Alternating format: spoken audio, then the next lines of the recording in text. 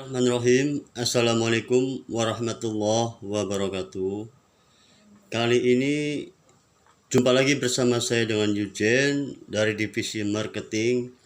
Kali ini saya akan membahas terkait apa itu supervisor dan apa saja tugas dari supervisor. Nah, di sini kita akan coba jelaskan. Supervisor sendiri yaitu posisi dalam perusahaan yang memiliki wewenang untuk memberikan arahan kepada karyawan atau tenaga kerja, serta mengendalikan jalannya suatu aktivitas kerja untuk memastikan pencapaian perusahaan dapat diraih sesuai yang ditetapkan atau target yang ditetapkan. Nah, di sini saya akan membahas juga apa saja tugas dari supervisor itu. Tugas dari supervisor itu yang pertama yaitu menyusun dan melaksanakan strategi penjualan. Jadi setiap pagi biasanya seorang supervisor itu memberikan amanat serta jadi membriefing tim itu untuk melakukan plan atau rencana yang akan dilakukan, misalkan yaitu plan untuk aktivitas canvassing, pameran atau open booth. Itu biasa di briefingin setiap pagi, guys. Nah, itu termasuk salah satu strategi penjualan. Strategi penjualan itu macam-macam. Ada yang bidang offline ataupun juga dengan online. Nah, yang kedua, tugas dari supervisor itu yaitu memastikan strategi penjualan berjalan. Dengan cara apa kita bisa memastikan strategi itu berjalan, guys? Jadi yaitu kita harus sering controlling. Jadi controlling itu kita diperkuat. Misalkan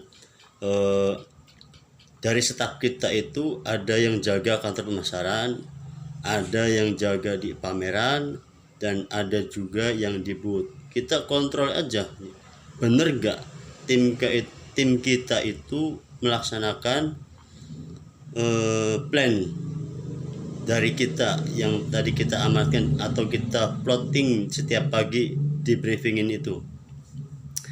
Jadi jangan hanya kita terlalu percaya kepada tim sehingga tim memanfaatkan atau tidak melaksanakan amanat atau tugasnya. Nah, yang ketiga sendiri yaitu melakukan fungsi koordinasi, support dan pengawasan. Nah, di sini fungsi koordinasi itu yaitu tadi, misalkan kita meminta tim atau anak buah kita itu untuk jaga kantor pemasaran atau di pameran. Jadi kita jangan dilepas begitu aja, guys. Kita harus banyak koordinasi, bisa dengan WA, by phone, atau biasanya yang dipakai sekarang itu WA group. Nah, itu salah satu bentuk dari fungsi koordinasi. Nah, ada juga dengan support dan pengawasan. Support itu kita misalkan tim perlu apa yang sekiranya bisa menunjang untuk penjualan atau pencapaian targetnya. Jadi kita harus perhatikan tim itu jangan hanya didiamkan dan dicuek, apalagi dicuekin gitu. Jadi kita harus support yang sekiranya bisa benar-benar membantu tim itu bisa lebih produktif. Nah, itu secara support. Dan secara pengawasan kita nggak perlu ketat. Yang ada kalau kita pengawasan lebih ketat, tim atau marketing kita itu bakal kabur, bakal lari, dan bakal nggak fokus nanti kerjanya. Jadi kita cukup pengawasan yang fleksibel aja, yang sekiranya bisa dikatakan dari hati ke hati lah. Jadi tim itu tidak merasa diawasi. Kalau kerja benar-benar rasa diawasi itu jadi gak nyaman, jadi hasilnya gak maksimal guys. Jadi cukup kita ngawasin ya atau controlling gitu. Itu poin yang ketiga ya, tugas dari seorang supervisor. Dan poin yang keempat sendiri, tugas dari supervisor itu mencapai target penjualan produk perusahaan.